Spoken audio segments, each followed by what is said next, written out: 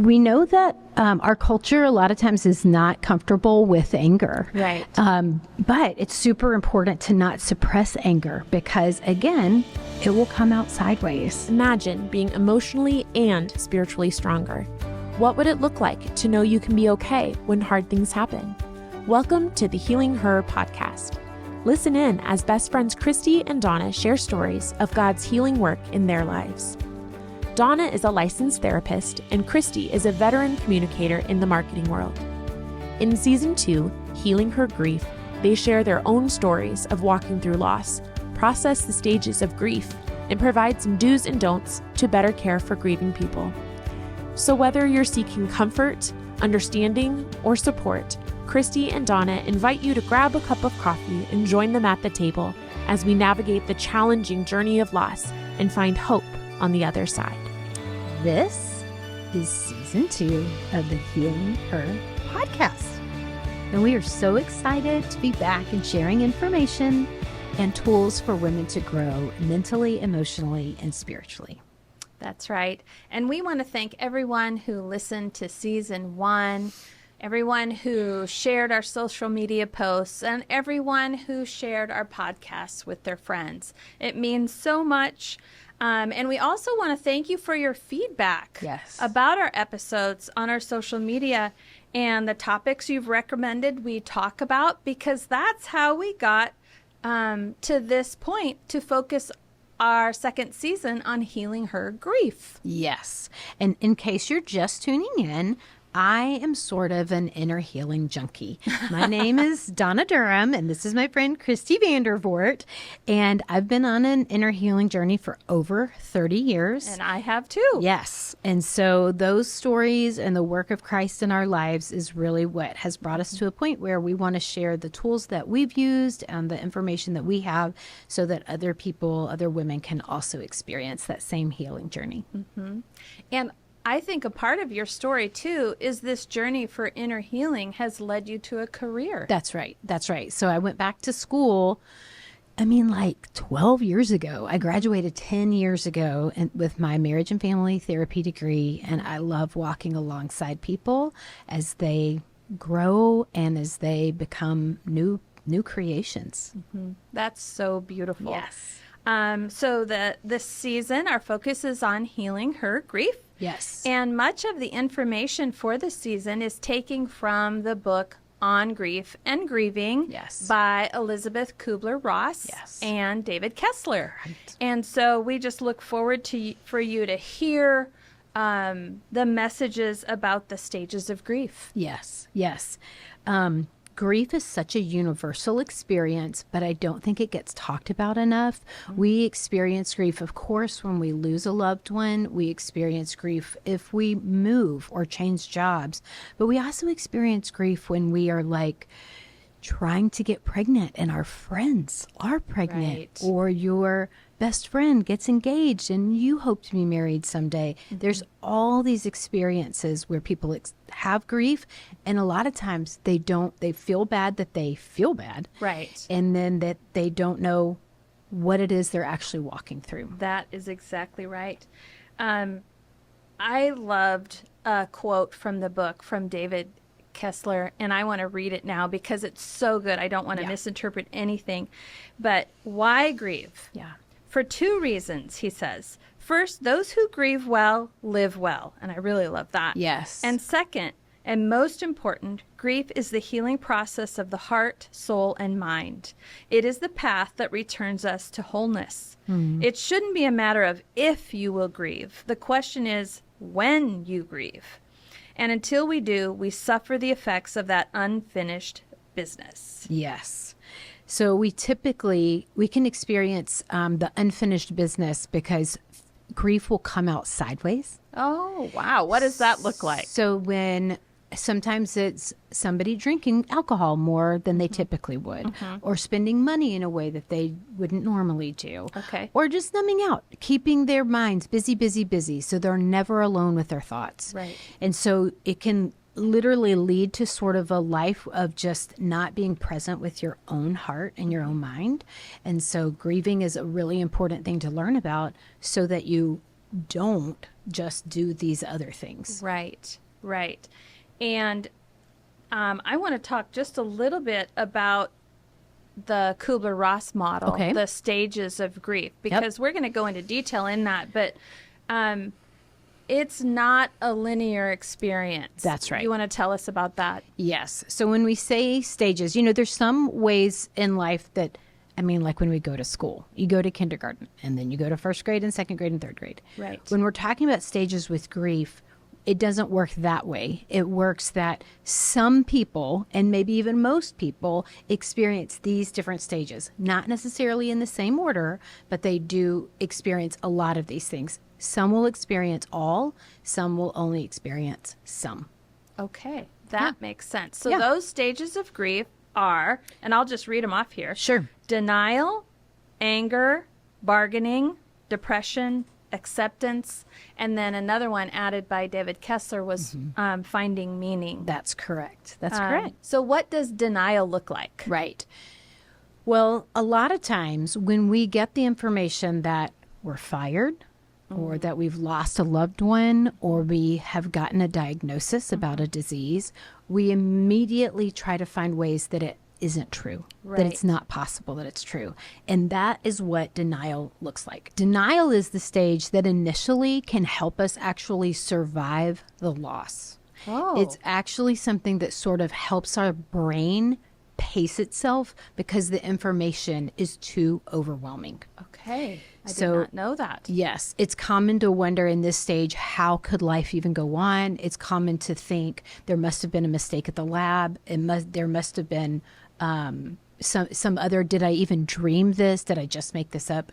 I had a friend who died when I was in my early 20s. And I got the information when I was on vacation. I was coming out of the ocean and my sister-in-law said, "Hey, you need to go call home." And I was like, "What?" And she said, "Your friend Heidi has died." And I thought to myself, she shouldn't say things like that. Oh.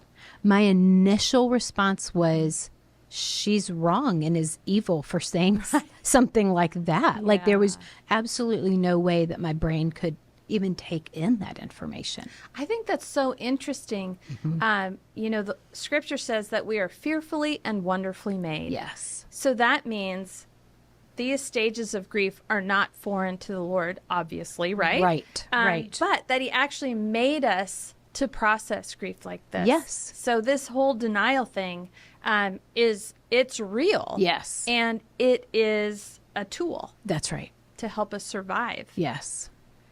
So how else does denial try and help us? Well, again, it's sort of a pacing thing. And some examples of it are, did it really happen? I can't believe he's gone. Did I just dream it? Is it true? I'm going to go home. People will literally make up these ideas like, I'm going to drive home today and she's going to be there. Or this school assembly is actually just a surprise for me. My dad is actually alive. And so these are just some ways that our brains engage in denial Wow. that this person is really gone or this thing has really happened.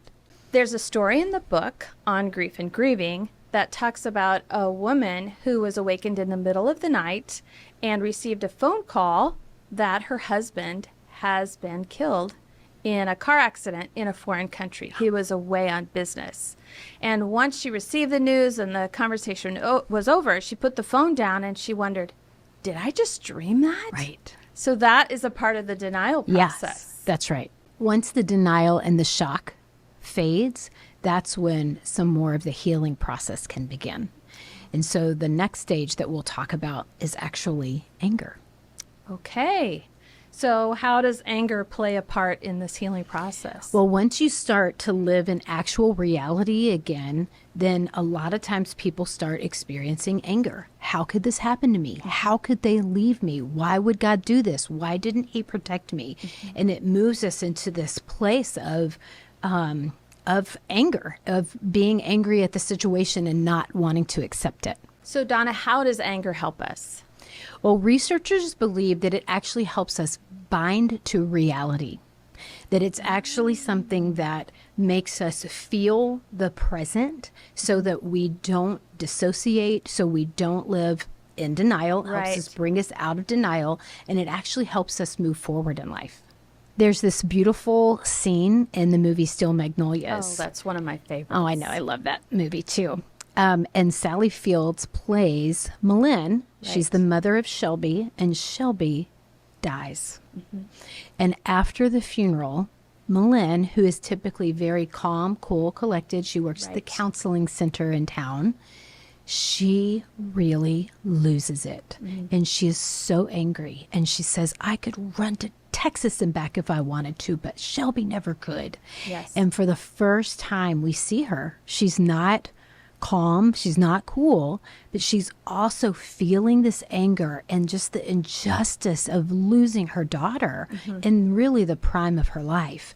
But she does this in front of her closest friends. And I remember in that scene, all of those friends, they stand around and they don't know what to say. They don't know what to do with this anger, this grief. That's right. Until Clary takes Weezer and says, hit her, just hit her as hard as you can. That's right. And that brings us to another great line from that movie. Yes. Laughter through tears is my favorite emotion. That's right. We can always thank Dolly Parton for Yes, her ma'am. words of wisdom there. So we know that our culture a lot of times is not comfortable with anger. Right.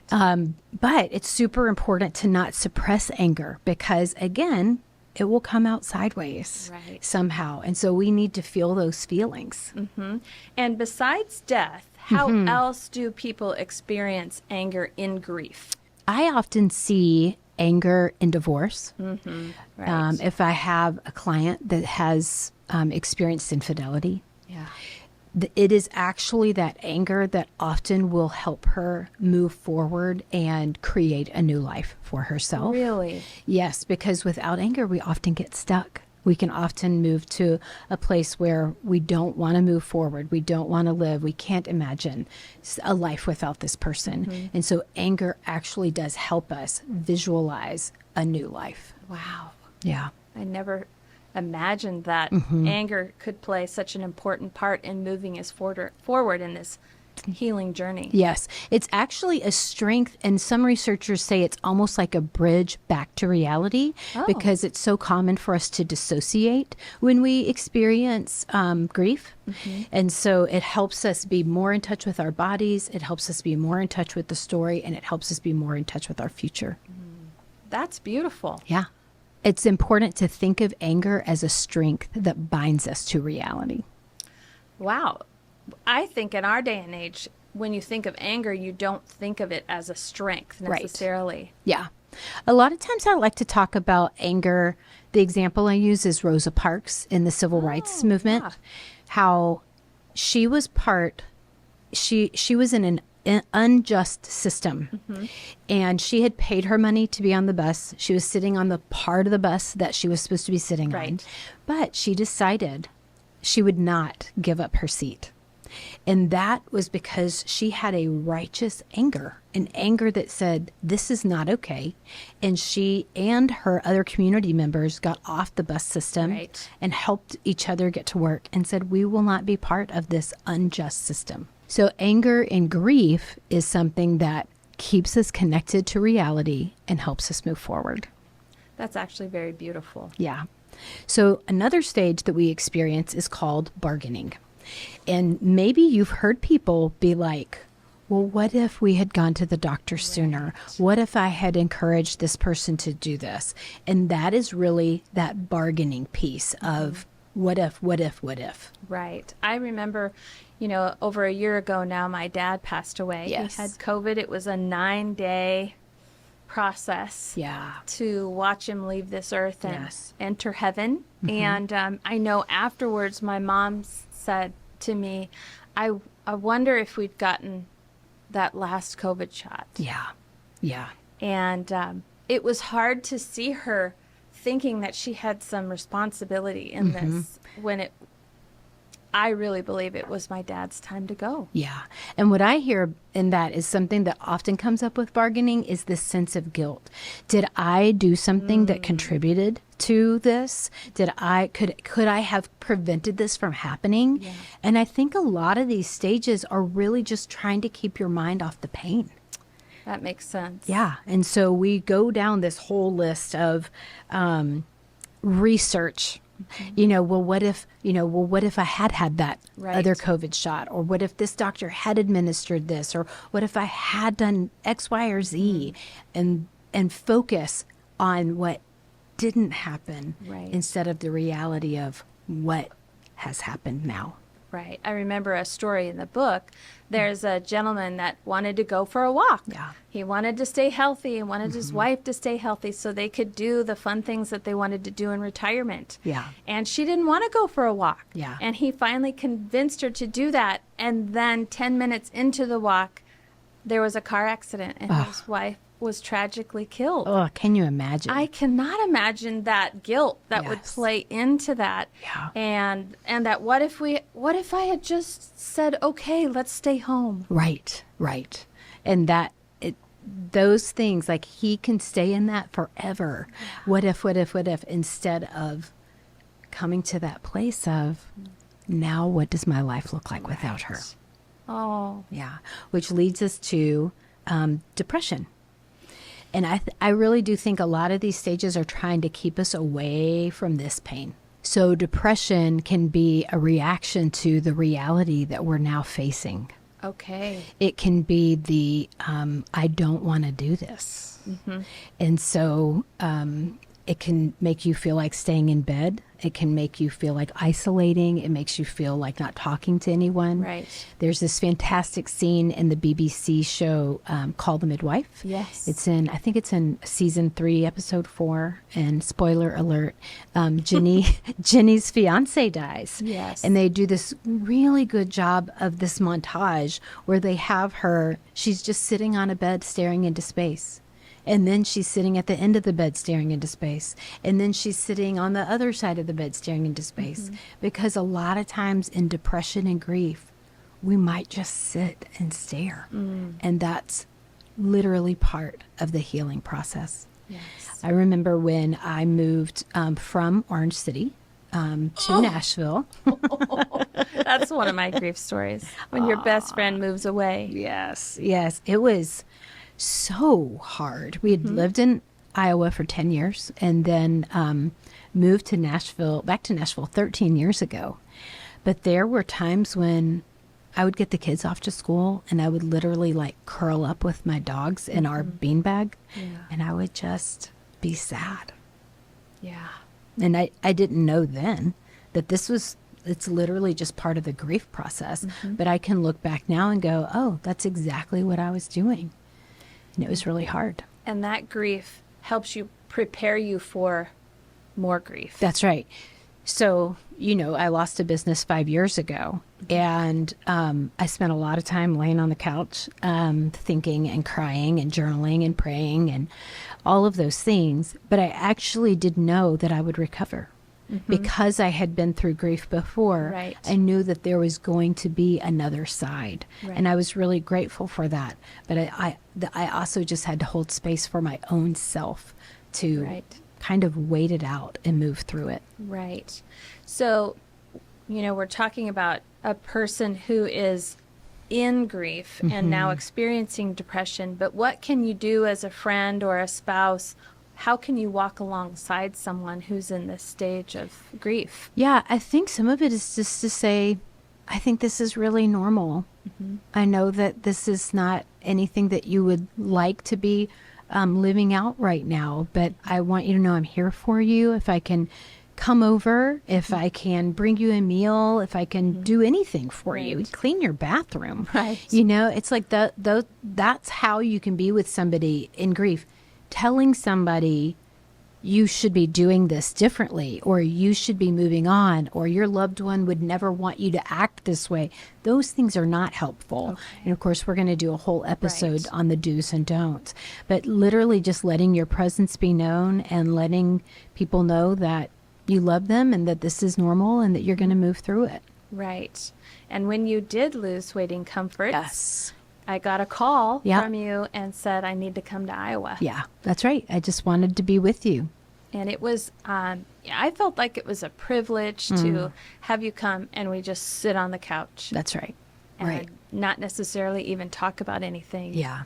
But I think we did do some reminiscing about our life together in Orange City. Yeah. But just to share meals and be in the same location, Yeah.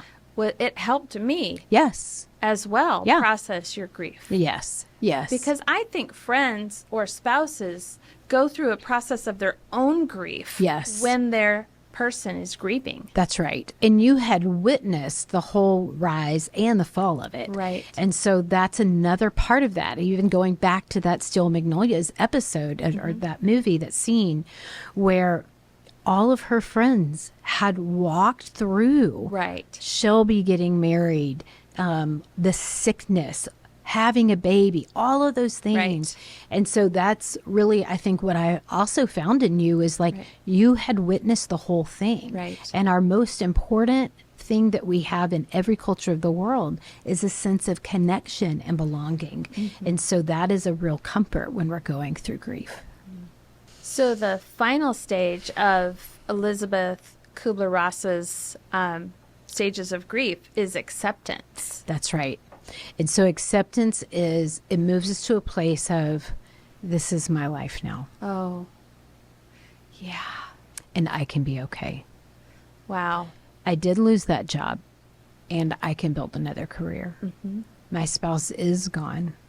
I can survive this, and I can be okay. There's one of the ways I like to talk about grief is how the waves of the ocean. Yes. So in the ocean, you may go out to the beach one day and it's completely tumultuous and there's lots of crashing waves and it looks so stormy. And we really associate that a lot of times with maybe even the beginning of grief. Okay.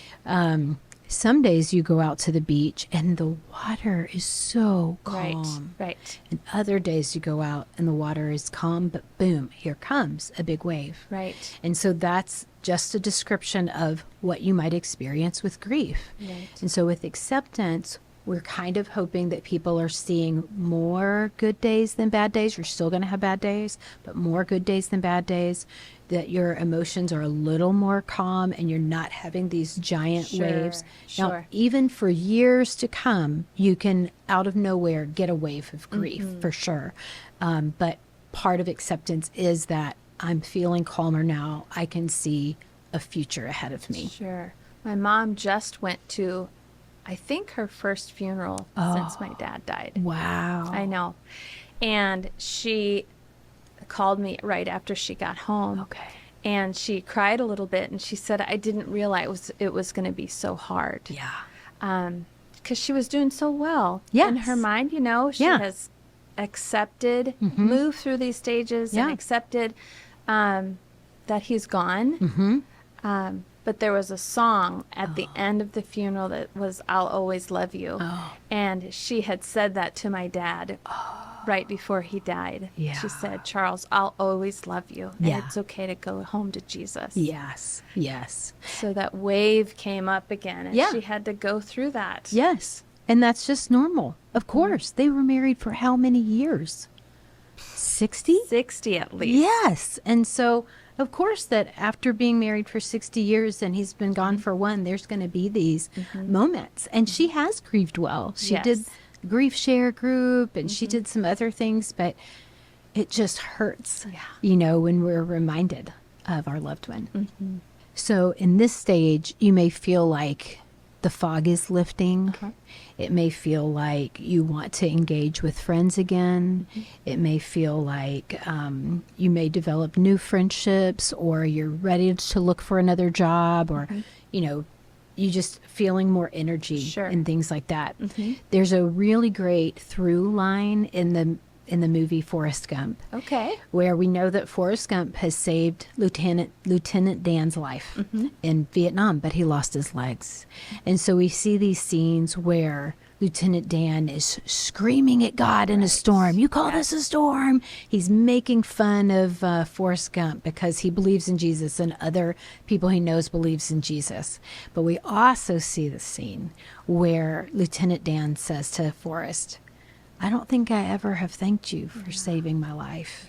And then he hops into the ocean and he has a beautiful swim on a beautiful morning in a really calm sea.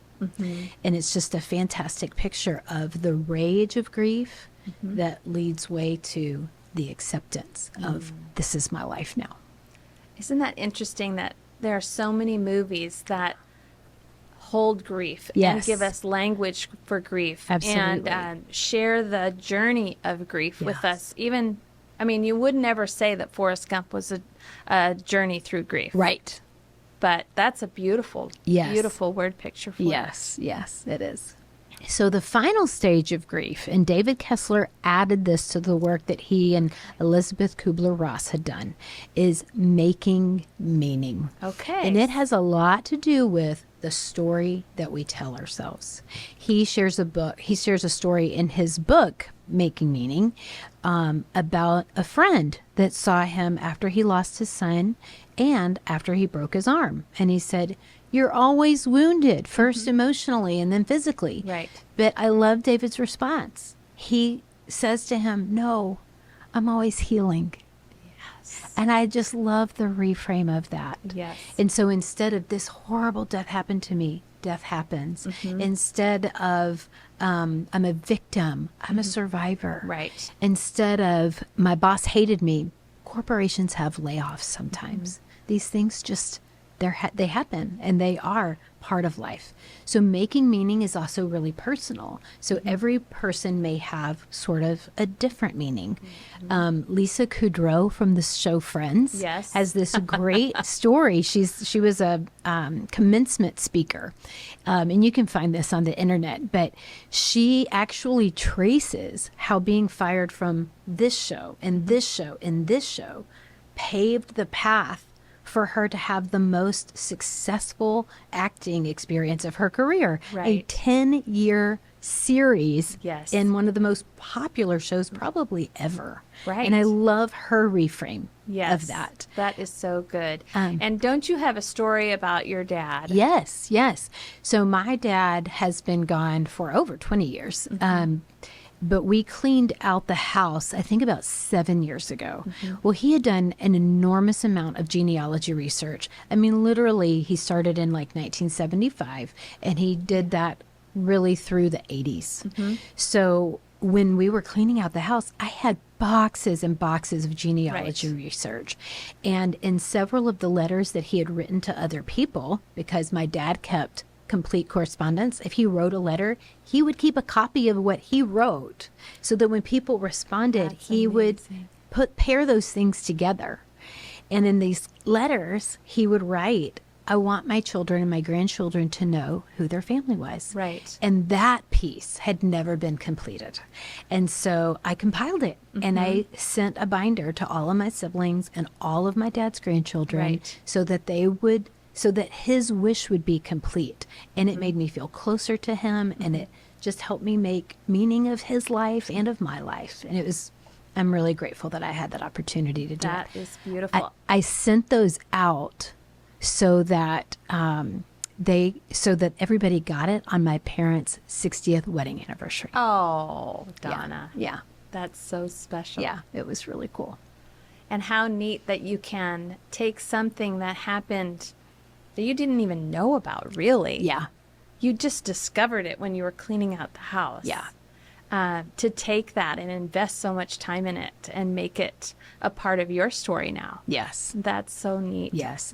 And like I said, it's personal. So it may be, if somebody in your life that you lost loved missions. And so you decide, okay, I'm going to donate to a mission that they really loved. Or if you had somebody in your life that was a big tipper and you Right. go out to eat on the anniversary of their passing or on their birthday and you leave the server, a big tip or whatever. And you do these things just to honor the person and honor what they meant to you. Right. I know with my dad, Yeah. When we go out for ice cream, it's always going to be something where we know Dad would have loved this. Yes. Yeah. So we just want to thank you guys for tuning in to our first episode of season 2. And as we wrap up, we just invite you to reflect on your own grief. We invite you to consider look back and go, oh, maybe I was experiencing grief in this way or that way. And if this has been meaningful to you, we just invite you to share on your social media. We invite you to engage with us on social media. What questions do you have? What stories would you like to share? Absolutely. And in the episodes to come, we're going to talk about symptoms of grief. We're going to talk about planning and preparing for grief. I'm going to share my own story of the grief of growing up with a mom that's mentally ill. Right. So we hope that you'll keep listening, and we hope that this is really meaningful work for you. We hope today's conversation brought you comfort and insight on your journey toward healing. If you found this episode helpful, be sure to subscribe and share with a friend who might benefit. Remember, you can follow along on Instagram, Facebook, YouTube, and Pella TV. We want to thank Side by Side Ministries and Adri and Marla Gruneweg for their financial support. This podcast was created by Donna Durham and Christy Vandervoort. It was produced and recorded by Monty Godike.